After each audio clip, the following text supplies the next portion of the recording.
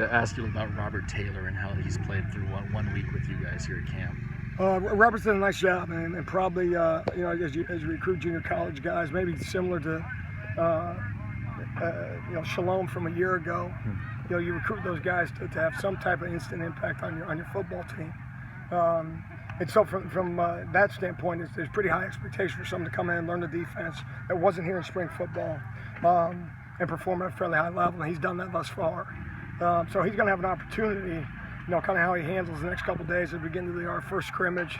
And obviously everything's evaluation, but he's positioning himself right now to likely be in the top 22, and then kind of the message for him is try to get in that top 11, and then as we evaluate him up to this point, I think he has an opportunity to do that. And he's got to earn it, but been pleased so far. Do you think he has a better opportunity to do that at cornerback or safety? It seems like he's playing a lot of both. Well, and that's part of it, and what are our best 11 guys? And that's really what it comes down to. And so, trying to give him an opportunity to earn a spot.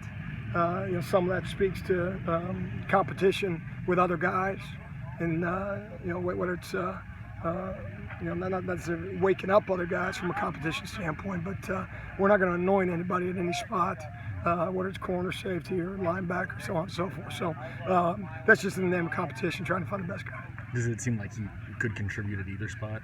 We do, yes. A lot of movement on the defensive line, moving guys inside, outside, trying out different positions. Is some of that just building depth in case certain eventualities happen? And what we do, we try to cross-train as many guys as you can. And then that, going back to Robert, safety corner, might be a guy at safety or corner in the nickel position.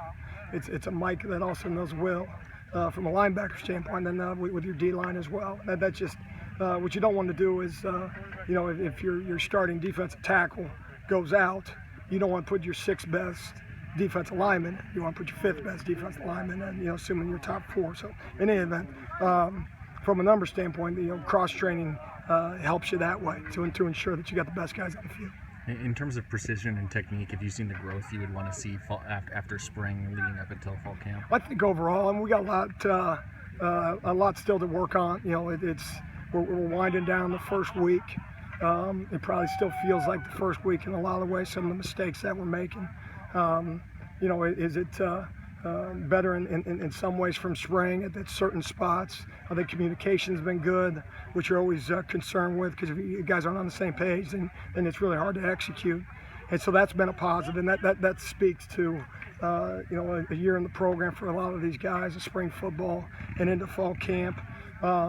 But too many mistakes to mention them all, and still a long way to go. How were you able to turn a guy like Darian Moulton into an asset in the run game these last few days? Well, and that's we talked to those guys about out physical, and the guys that we're across from, whether it's a receiver in coverage, being physical that way, or attacking the ball care, and that goes for all those guys.